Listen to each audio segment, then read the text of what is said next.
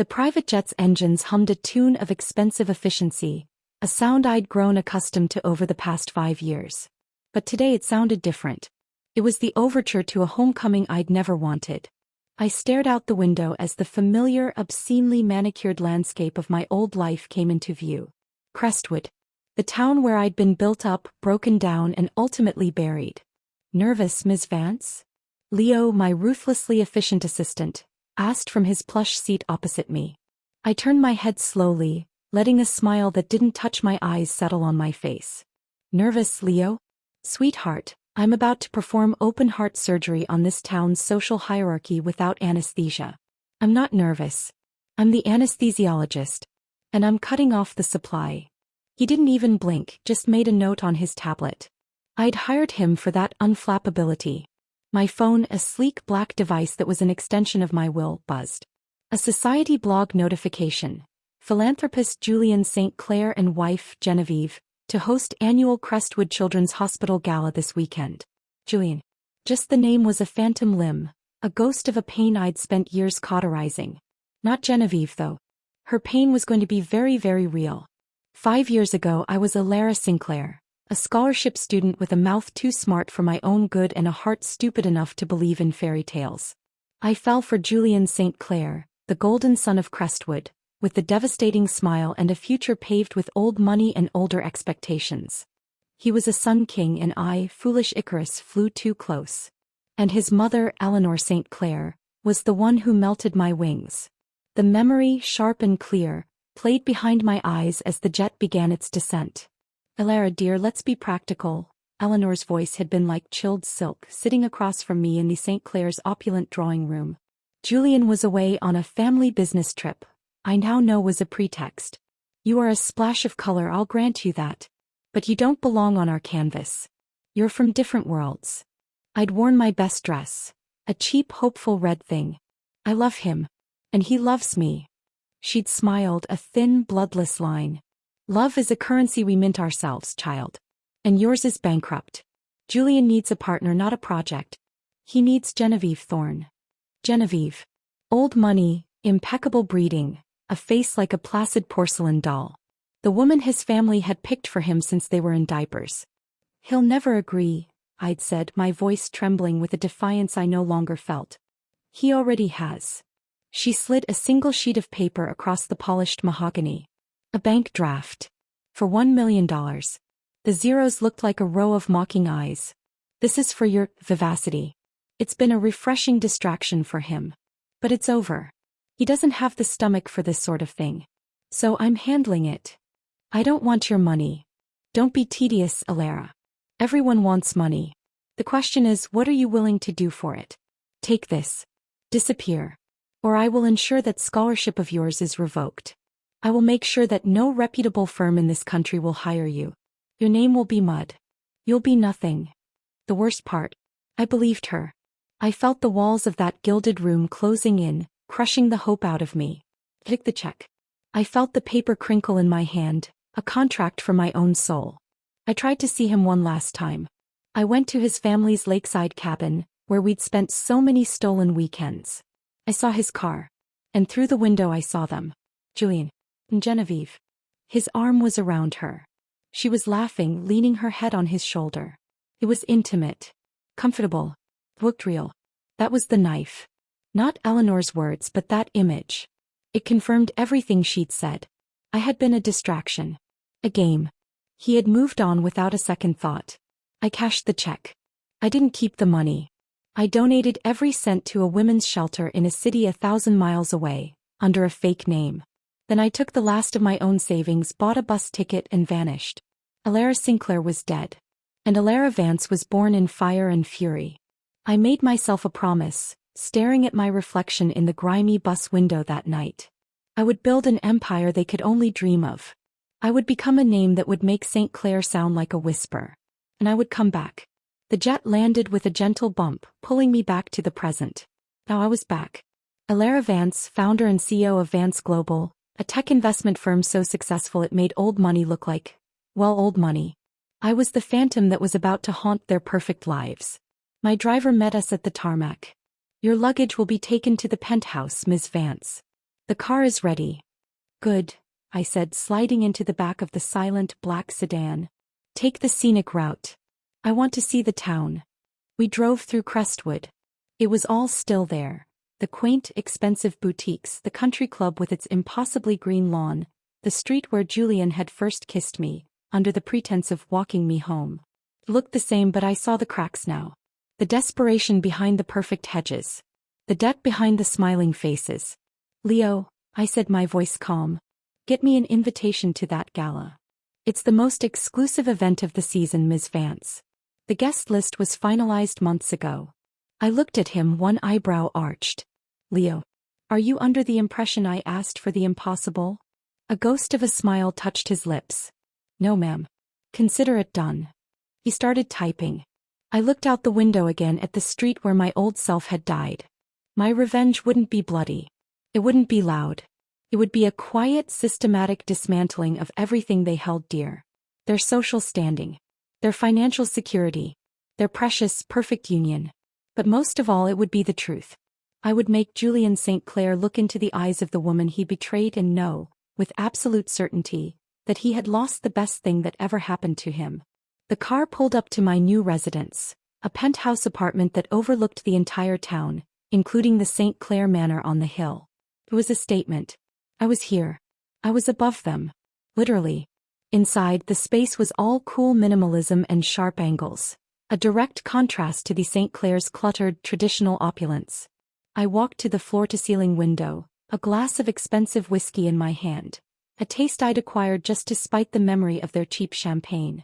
I could see the lights of their house twinkling in the distance. Hello, Julian, I whispered to the night. Miss me? The Crestwood Children's Hospital Gala was the social event of the year, a sea of tuxedos and gowns that cost more than most people's cars, all swimming in a vat of self-congratulation and old money. I remembered staring at these events from the outside, a wide-eyed scholarship student serving canapés and feeling invisible. Tonight I was the center of gravity.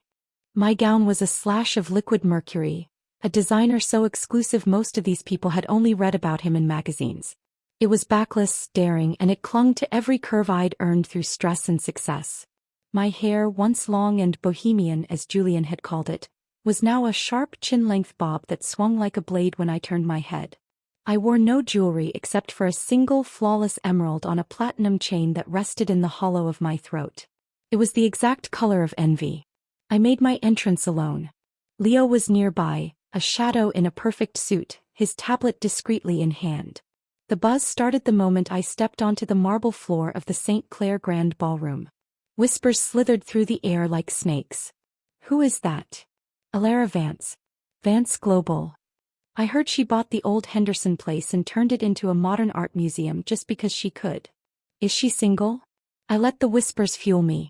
I accepted a flute of champagne from a passing waiter, my smile a benign, distant thing. I was scanning the crowd. And then I saw him. Julian. He was across the room, looking exactly like the Sun King I remembered, and yet diminished. His golden hair was still perfect, his smile still brilliant as he shook hands, but there was a tension in his shoulders, a tightness around his eyes that hadn't been there before. He looked like a man playing a part he was tired of. And beside him, clinging to his arm like ivy on a crumbling wall, was Genevieve.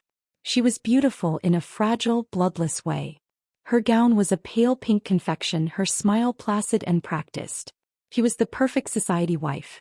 She looked bored. My heart didn't flutter. It didn't ache. It just turned to ice. Good. I started my move, gliding through the crowd. I didn't head straight for them. That would be too obvious. I worked the room, introducing myself to the mayor, the hospital board chairman, the editor of the Crestwood Chronicle. I was charming, self-deprecating, and I let drop a few carefully curated details about my humble beginnings in this very town. The irony was a delicacy I savored. I could feel his eyes on me. I knew the moment he recognized me. It was a physical jolt.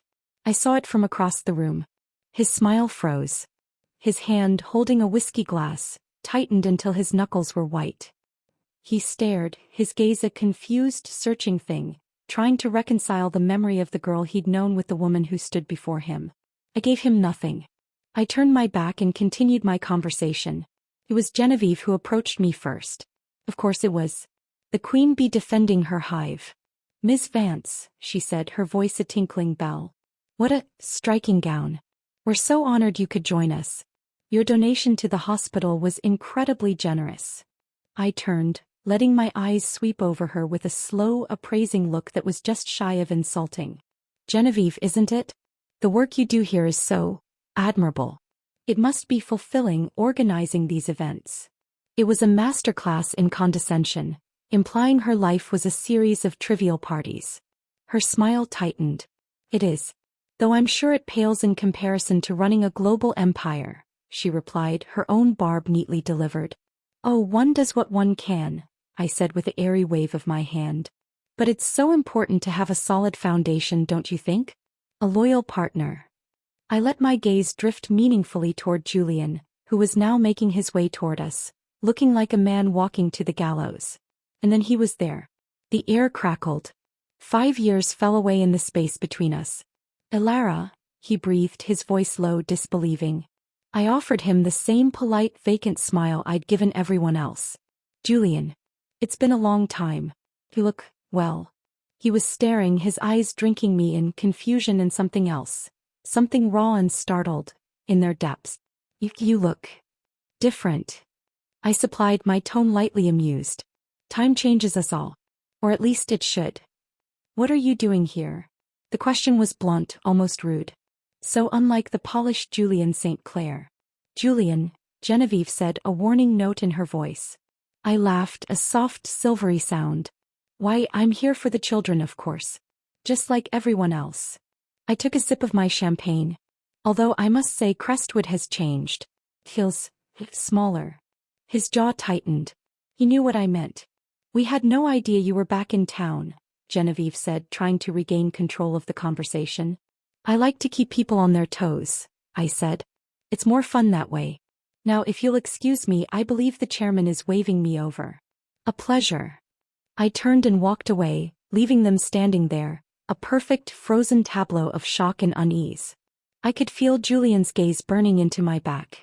Every step I took was a victory. The first move was complete.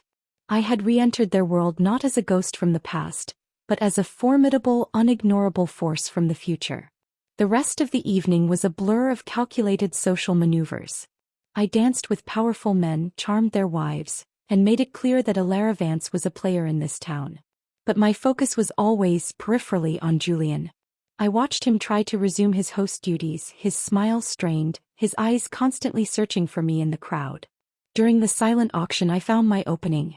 The main lot was a 2-week sailing trip around the Greek Isles, donated by Julian himself. It was the thing he was most proud of, his beloved yacht. The bidding started high. I waited. When it seemed to be stalling at a figure that was impressive but not astronomical, I raised my paddle. The bid is to Ms. Vance, the auctioneer announced. A murmur went through the crowd. Julian's head snapped up from where he was standing with Genevieve. A rival bidder, a portly man from Old Oil Money, raised his paddle. I raised mine again without hesitation. He countered. I smiled, a slow, predatory thing, and raised my paddle once more, doubling the last bid. The room fell silent. It was an obscene amount of money for a vacation. The auctioneer stammered. Sold. To Ms. Elara Vance. I walked to the front to collect my certificate. Julian was there, his face a mask of confusion. Elara, why? He asked, his voice low. I took the certificate, our fingers brushing for a fleeting second. A jolt like static electricity passed between us. His eyes widened. I leaned in close enough for him to smell my perfume, something dark and exotic and utterly unlike Genevieve's floral scent. Don't worry, Julian, I whispered, my voice a husky promise that was for his ears only. I have no intention of using it. I just wanted to make sure no one else could. I pulled back, gave him a final sassy wink and turned to walk away, leaving him standing alone in the spotlight, the first brick of his perfect life well and truly loosened. The days after the gala were a symphony of quiet chaos, and I had a front row seat. My penthouse had become my command center. Leo would arrive at 7 a.m. sharp with coffee and a digest of the local news, which was increasingly filled with the name Vance. The Chronicle is running a profile on you tomorrow, Miss Vance, Leo said, handing me a tablet. They're calling you Crestwood's prodigal daughter, returned a queen. I scrolled through the draft. It was fawning, painting me as a self-made marvel. It also contained a few carefully planted, subtle digs about old families resting on their laurels. Perfect. And the St. Clair account? I asked, taking a sip of my brutally strong coffee. As you predicted, Mr. Albright at the bank is concerned. The St. Clair's primary holding, their luxury goods import arm, has taken a significant hit. 3 of their European suppliers have suddenly found more lucrative partners. I didn't need to ask who those partners were. Vance Global subsidiaries, offering terms they couldn't refuse. Their line of credit is under review. This was the real revenge. The social humiliation was just the garnish. I was going to systematically dismantle the St. Clair fortune, the very foundation of their power. I wanted them to feel the ground crumbling beneath their feet just as I had. Good. Keep the pressure gentle for now. We're softening the target, not obliterating it. Yet. My phone buzzed. A number I didn't recognize but a prefix I knew well. The St. Clair family offices. I let it go to voicemail. An hour later my concierge called. Ms. Vance, a Mr. Julian St. Clair is here. He insists on seeing you. He's quite agitated. A slow smile spread across my face. The fish was biting. Send him up, Charles. And hold all my calls. I didn't change out of my silk robe. I looked powerful, comfortable in my domain. He was the intruder. The elevator dinged and he stepped out into my living room. He looked like he hadn't slept. His usually impeccable hair was ruffled and his tie was slightly askew. He was a storm contained in a Brioni suit. Elara, he said, his voice tight. Julian, I replied, not getting up from my chair by the window. To what do I owe the pleasure? Here to thank me for my generous donation. What are you doing? The question exploded from him. He strode across the room, stopping a few feet from me. First the gala, now this. Albright just called me. Our credit line? Our suppliers? This is you, isn't it? I took a slow sip of coffee, letting the silence stretch. The world of business is a jungle, Julian. It's not personal. Sometimes companies just fail to adapt. Don't, he snapped, running a hand through his hair. Don't give me that corporate spin. This is personal. This is about us. I laughed, a sharp, brittle sound. Us? There is no us, Julian. There hasn't been for 5 years. Or did you forget? His face contorted, a mixture of anger and pain. I never forgot. How could I? You vanished. You took the money and you just disappeared. There was the core of his misunderstanding. The lie his mother had planted, and the lie he had chosen to believe because it was easier than the truth. I stood up slowly, walking toward him until we were almost toe-to-toe. I could see the gold flecks in his hazel eyes, the faint stubble on his jaw. He smelled of sandalwood and desperation. Is that what she told you? I asked, my voice dangerously soft. That I took the money and ran? She showed me the cash check, Elara. $1 million. What was I supposed to think? You were supposed to think with the heart you claimed to have. I shot back, my composure cracking for the first time. You were supposed to know me. You were supposed to come after me, you bastard. But you didn't. You were too busy with Genevieve. So you... At the lake house. The very next day. The confusion on his face was genuine. The lake house. What are you talking about? I was in Zurich with my father for a week. A cold trickle of doubt seeped into my fury. Don't lie to me. So you... Through the window. Your arm was around her. She was laughing. He stared at me, his eyes wide with dawning horror. That was my cousin Charlotte. She and her fiancé were using the cabin. Genevieve was there for maybe an hour, dropping off a spare key.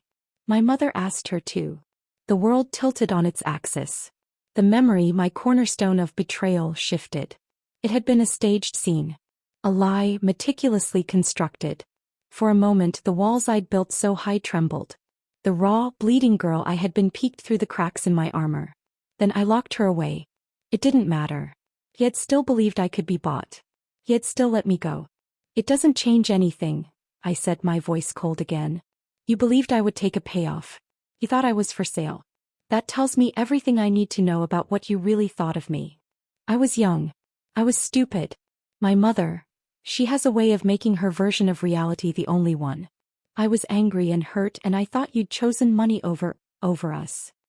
He reached for me, his hand hovering near my arm. Alara, God, all these years. I thought you didn't care. I stepped back out of his reach. The emerald on my throat felt cold against my skin. Well, now you know the truth. And I know the truth. And it changes nothing. You're married to Genevieve. You have your perfect empty life. And I have my empire. We're square. Square? He laughed, a hollow broken sound. Nothing about this is square. You're trying to destroy my family. No, Julian, I said, turning my back on him to look out at the city. His family's city. I'm not trying to destroy your family. I'm succeeding. This is just the beginning. You should go. Your wife will be wondering where you are. I heard him stand there for a long moment, his breath ragged. Then the soft sound of his footsteps retreating, the ding of the elevator. When he was gone, I let out a breath I didn't know I'd been holding. My hands were trembling. The revelation about the lake house was a complication I hadn't anticipated. It introduced a thread of doubt, of tragedy, into my clean, brutal narrative of revenge. He hadn't willingly betrayed me. He'd been duped just as I had. But it was too late. The machine was in motion. I had built my entire life around this purpose. To stop now would be to admit that the last 5 years of my life, the hardening of my heart, the relentless drive, had been for nothing. I picked up my phone and called Leo. Miss Vance. The St. Clair account, I said, my voice like steel. Increase the pressure. I want their board to feel the heat by the end of the week. I hung up. The ghost of the girl I was might be weeping, but the woman I had become had an empire to run and a revenge to finish. There was no room for second chances. Not yet. Maybe not ever. Revenge, I was discovering, was a dish best served with a side of excruciating social awkwardness. My next move was to infiltrate the one place I had never been welcome, the Crestwood Ladies' Auxiliary Luncheon.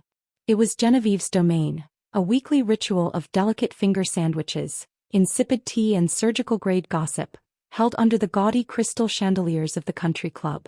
I arrived fashionably late, wearing a stark white tailored suit that screamed power in a room full of pastel flutter. The conversation died the moment I stepped into the sun-drenched veranda. A dozen pairs of eyes, expertly lined and shadowed, fixed on me. I was a panther who had wandered into a penguin exhibit. Genevieve, presiding at the head of the table, looked as if she'd swallowed a lemon. Miss Vance. This is a surprise. I hope you don't mind, Genevieve, I said, my voice smooth as honey. I've been so busy building my business, I've neglected the more nuanced aspects of Crestwood society. I thought it was time to immerse myself. I took an empty seat next to Mrs. Albright, the bank president's wife. And please call me Alara. I could feel Genevieve's glare like a physical pressure.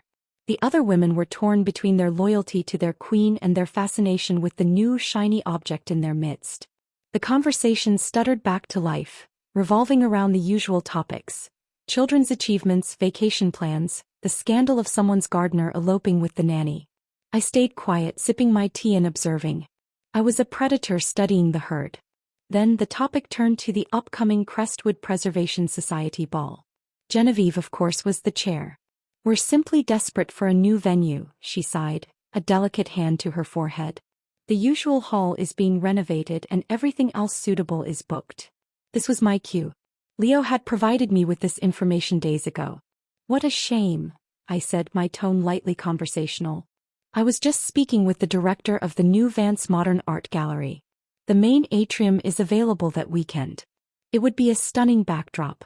We could even curate a small auction of post-war pieces. A portion of the proceeds could go to the society, of course. A wave of excited murmurs went around the table. The Vance Gallery was the talk of the town, a symbol of cool, new money and impeccable taste. To have their stuffy ball, there would be a colossal coup. Genevieve's smile was so tight it looked painful. That's a very generous offer, Alara.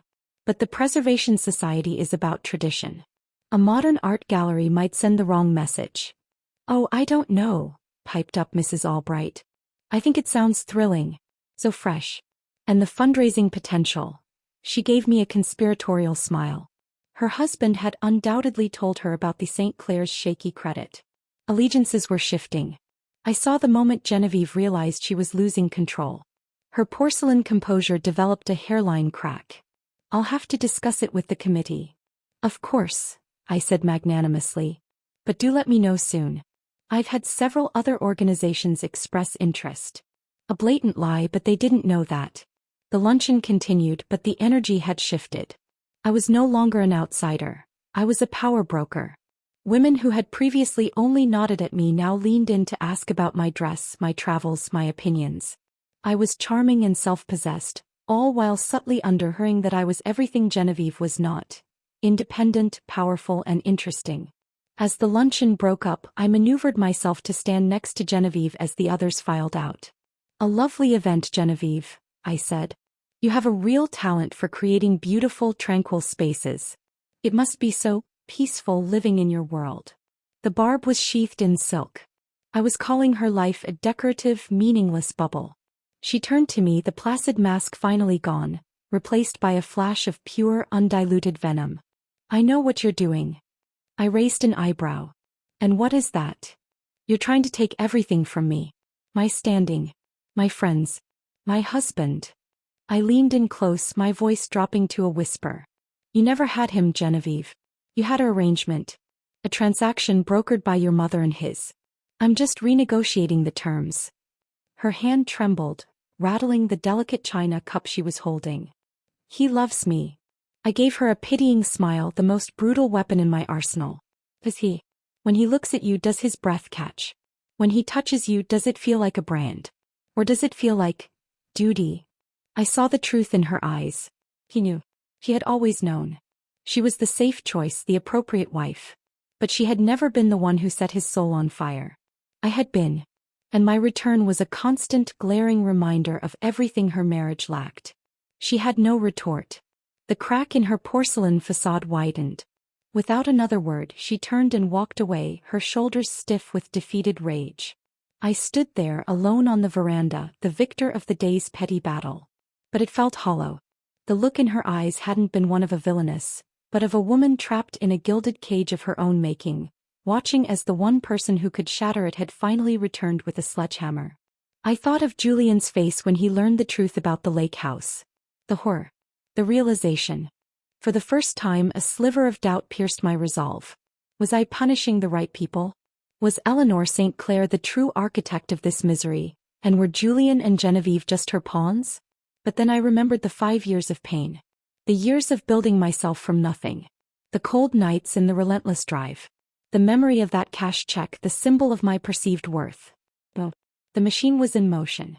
Pawns or not, they had benefited from my destruction. They had lived their comfortable lives while I fought for every scrap of mine. I straightened my white jacket. The doubt was a luxury I couldn't afford. There was still a long way to go. The Preservation Society ball at my gallery would be the next stage. I would host them in my world on my terms and show every single person in Crestwood where the real power now resided. And Julian would be there, watching his wife unravel and his former lover reign supreme. The emotional brutality of that was more exquisite than any financial ruin. The night of the Crestwood Preservation Society ball arrived, and the Vance Modern Art Gallery had been transformed. The stark white walls and polished concrete floors were a dramatic backdrop to the swirling silks and jewels of Crestwood's elite. Giant, abstract sculptures cast long shadows, and a string quartet played something modern and slightly dissonant. This was my world, and I was forcing them to live in it. I stood at the top of the grand staircase, a vision in a dress of crushed black velvet. It was severe, elegant, and utterly out of place in a room full of pastels. I was the queen of this particular chessboard. I watched them arrive. I saw the awe on their faces, the whispered comments about the art, the undeniable thrill of being in such a cutting-edge space. They were like children in a museum trying to act sophisticated. My gallery was holding up a mirror to them, and they weren't sure they liked the reflection. Then I saw them. Julian and Genevieve. He looked devastatingly handsome in his tuxedo, but his eyes were shadowed, haunted. He scanned the room until he found me, and his gaze locked onto mine.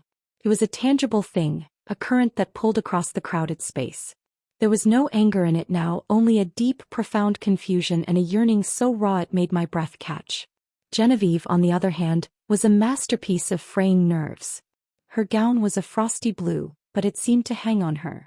Her smile was brittle and her eyes darted around, taking in the evidence of my success, my taste, my power. She was a ghost at my feast. The evening proceeded. I played the magnanimous hostess, gliding through the crowd, a word here, a laugh there. I made sure to spend an inordinate amount of time with the most influential couples, subtly reinforcing my narrative. I was the future. The street clears were the past. During the auction I took the microphone. "Thank you all for coming to my home away from home," I began, my voice echoing in the cavernous space. "It's a pleasure to support the Preservation Society, an organization so dedicated to remembering our past." I paused, letting my gaze sweep over the crowd, lingering for a fraction of a second on Julian. "But we must also make room for the new. For progress. For truth." I saw Genevieve flinch. The auction was a success. Bids were high, the energy was electric, and my gallery was the undisputed star. It was later, during the dancing, that Julian found me. He didn't ask. He simply took my hand and pulled me onto the dance floor, his grip firm, almost desperate. The quartet shifted to a slow, haunting melody. His hand settled on the small of my back, a familiar electric weight. My hand rested on his shoulder. We were close. Too close for a married man and his wife's social rival. The gossips would have a field day.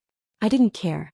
"You've destroyed her, you know," he said quietly, his breath stirring my hair.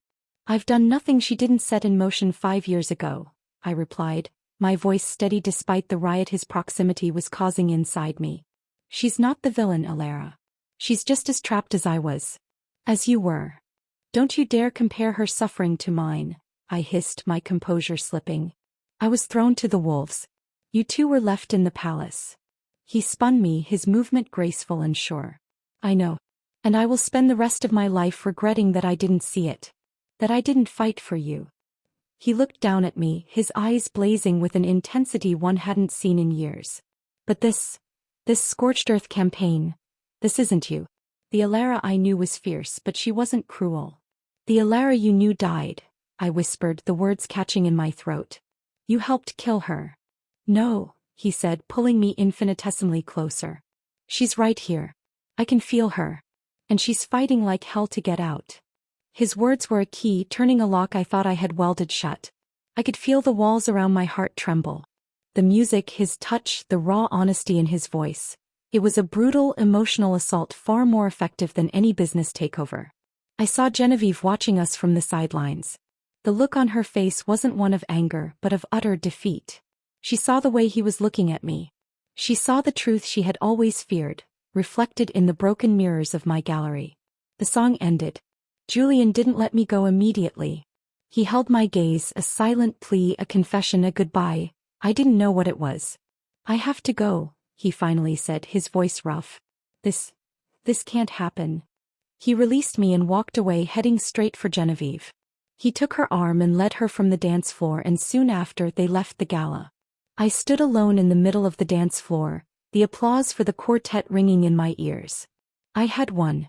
I had humiliated my rival, solidified my power, and seen the dawning realization in Julian's eyes that he had lost me. So why did it feel like I had just lost everything? I had wanted to break them, to make them feel a fraction of my pain. But seeing Julian's torment, seeing the flicker of the man I'd loved buried under years of regret, and seeing Genevieve's hollow despair, it wasn't satisfying. It was just sad. The revenge was complete. The St. Clair name was tarnished. Their finances were shaky, and their marriage was a public spectacle.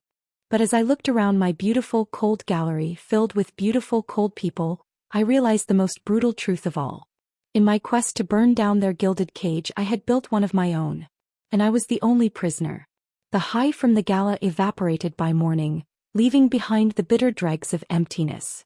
Leo's reports were more triumphant than ever. The St. Clair stock was plummeting after a leaked rumor about their financial instability, a rumor I may or may not have planted.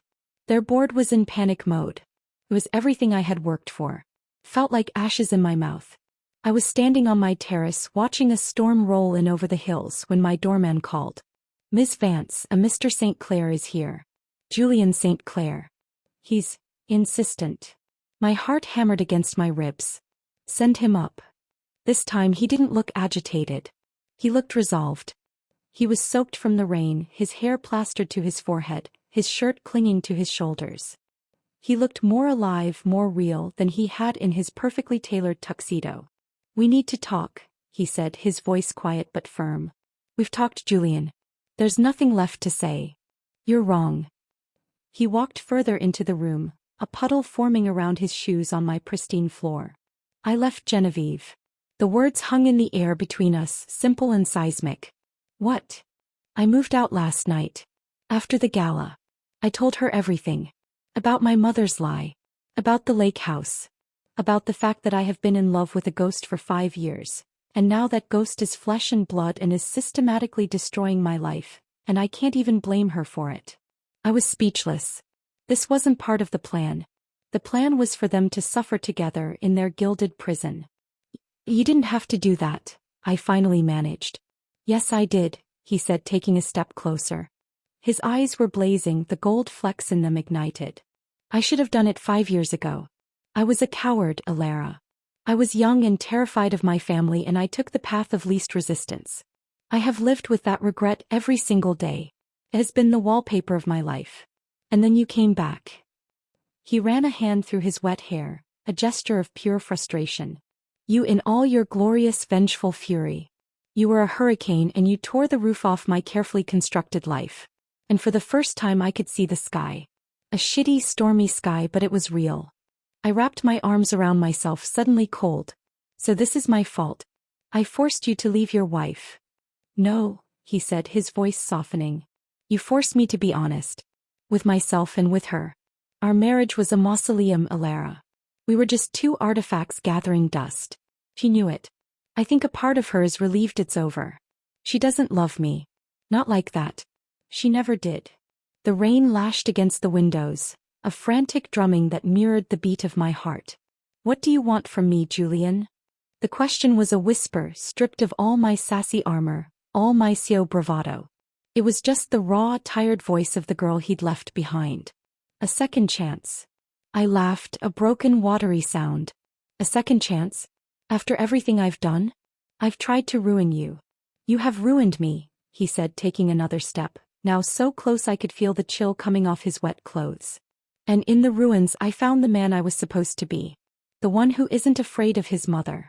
The one who fights for what he wants." "And what do you want?" I asked, my voice trembling. "You." The word was simple, absolute. "I have always wanted you.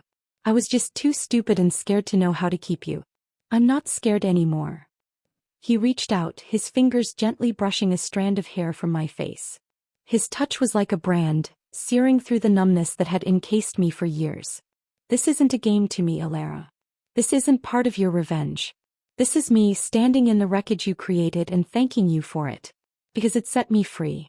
Now the question is, are you free?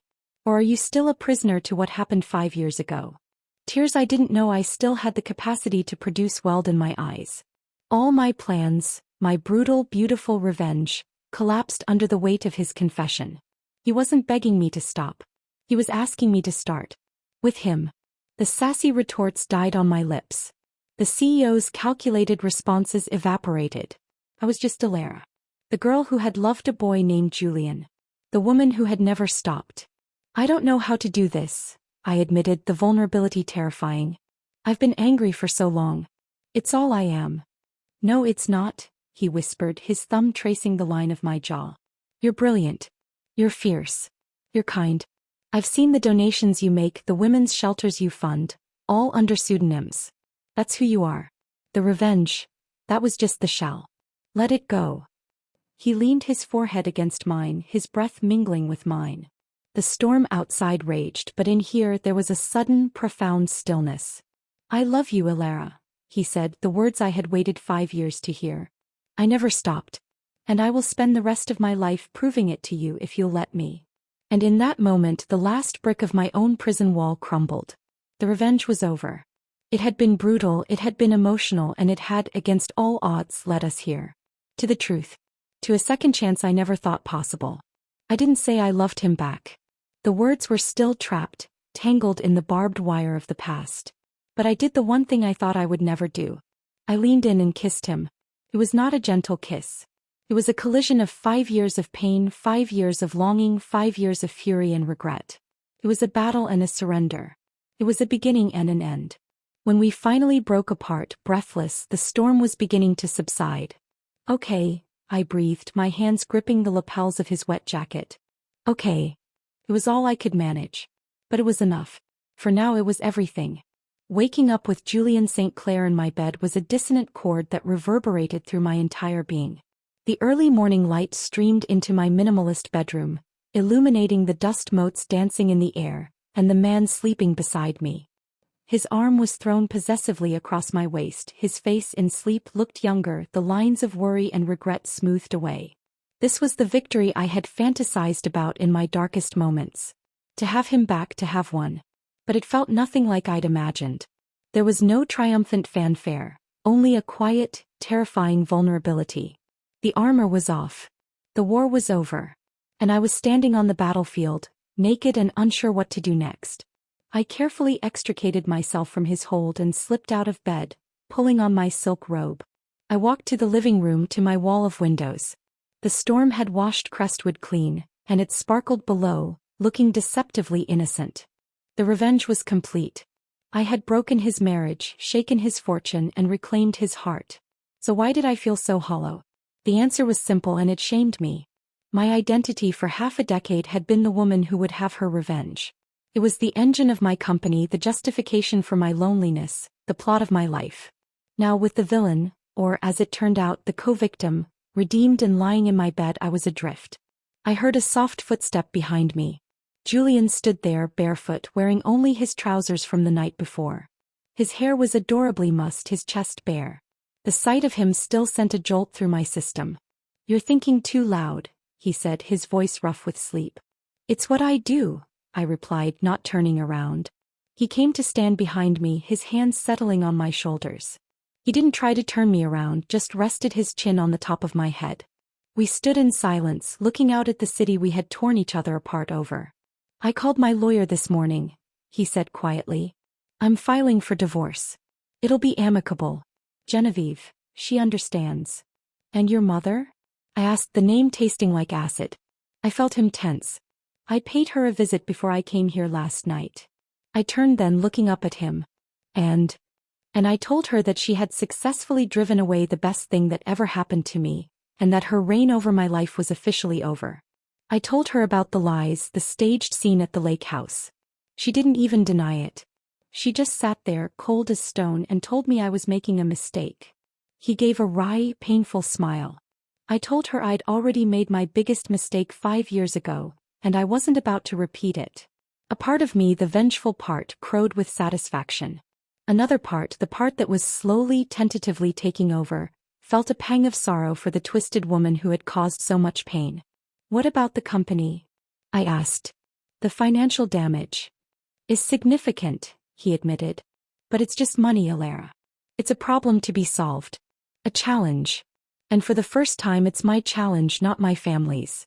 I'm thinking of stepping down, starting something new. Something that's truly mine." He was free. Truly, completely free. And his freedom was my doing. "I don't know who I am without this," I confessed, the words torn from me. "Without the anger." He cupped my face in his hands, his touch infinitely gentle. "Then let's find out together. The same way we should have done from the start."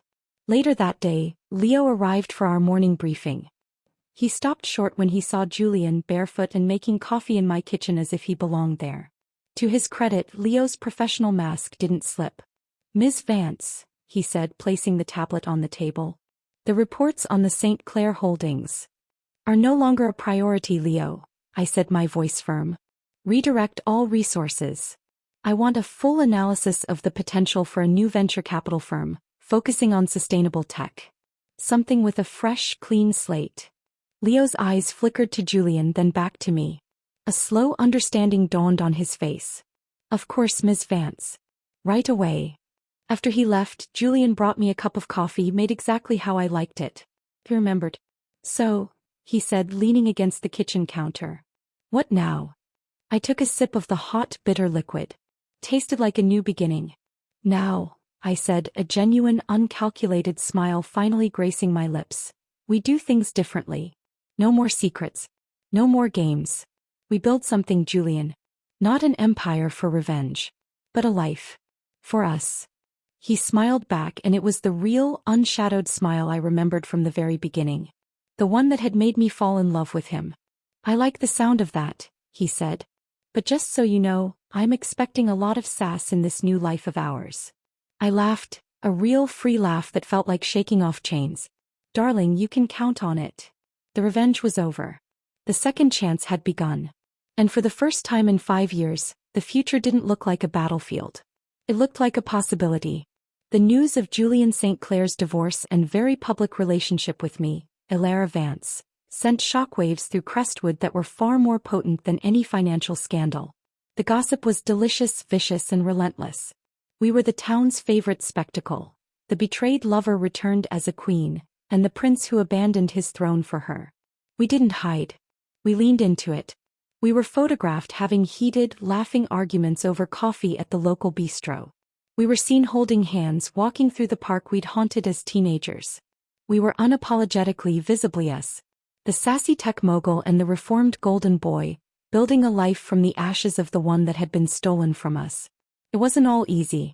The ghosts of the past were tenacious. There were nights I'd wake up from a nightmare, the memory of that cashed check feeling as real as the man sleeping beside me. In the dark, the old fears would whisper, "He'll leave. He'll believe another lie. You're not enough." But Julian was different now. When I'd tense up, he'd simply pull me closer, his arms a safe harbor without asking for an explanation. His patience was a balm. He was proving his love not with grand gestures, but with 1,000 small consistencies. He remembered my coffee order, he defended me in boardrooms without me asking, and he never, ever flinched when someone mentioned the past. My own transformation was slower. Letting go of the Sia's armor was a daily struggle. One afternoon we were in my home office, whiteboards covered in schematics for his new venture capital firm, Phoenix Ventures. "The branding is a bit on the nose, don't you think?" I teased, leaning against my desk. He'd grinned, that devastating real grin. "Says the woman whose revenge plot was straight out of a Shakespearean tragedy. Pot meet kettle." I'd thrown a whiteboard eraser at him. He'd caught it, laughing, and the simple, silly moment felt more like victory than any boardroom coup. The final test came from an unexpected source, Eleanor St. Clair. She requested a meeting. Not with Julian. With me. Alone. I agreed, against Julian's vehement protests. I met her at a neutral location, a quiet tea room on the outskirts of town. She looked older, the lines on her face deeper, but her spine was still ramrod straight, her eyes still chips of ice.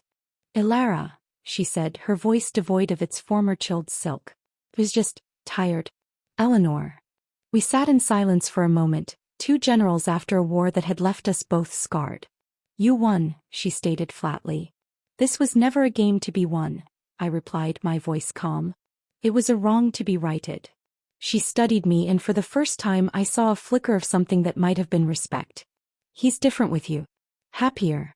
More himself than I've ever seen him." I said nothing. I wouldn't give her the satisfaction of my surprise. "I miscalculated," she said, the admission clearly costing her dearly. "I thought I was protecting him. Protecting the family name. I thought you were a threat." "I was," I said softly. "I was a threat to the cage you were building for him." She flinched, the first truly human reaction I'd ever seen from her. She looked down at her hands, folded neatly on the table. "I see that now." She took a slow breath. "I will not apologize for doing what I believed was best for my family. But I will step aside. The damage you've done to our holdings, it's a fitting consequence, I suppose." She stood to leave, a proud, broken figure. "Take care of my son, Elara. He's always been yours." And with that she was gone. The architect of our misery had surrendered. There was no satisfaction in it, only a profound, weary sense of closure. That night I told Julian about the meeting. We were on my terrace, under a blanket of stars. He listened quietly, his arm around me. "I'm proud of you," he said when I finished. "For what?" "For not poisoning her tea. For facing her. For hearing her out. The old you would have eviscerated her for sport." "The old me was in a lot of pain," I said, leaning my head on his shoulder. "I know," he whispered, kissing my hair. "So was I." We stood there in comfortable silence, looking at the lights of the town that had tried to break us. It hadn't. It had forged us in the most brutal way possible into the people we were meant to be. I have a proposition, Julian said after a while. Is it scandalous? Because my schedule is packed, but for you I might make time. He laughed. It's business actually. Merge Vance Global with Phoenix Ventures. I pulled back to look at him. You're serious? Deadly. Our skills are complementary. Your ruthlessness, my connections.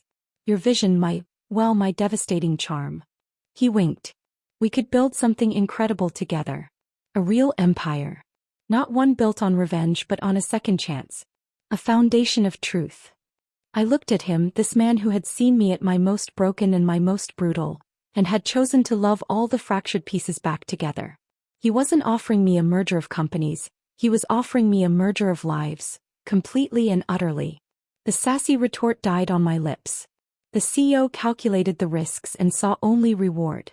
A slow, genuine smile spread across my face. All right, St. Clair. You've got a deal. He kissed me then, under the stars, in the city we now owned in every way that mattered. The revenge was a closed chapter. The second chance was our present. And the future, for the first time, was a blank page we would write together. It was a hell of a lot better than any revenge fantasy. It was real. And it was ours. The end.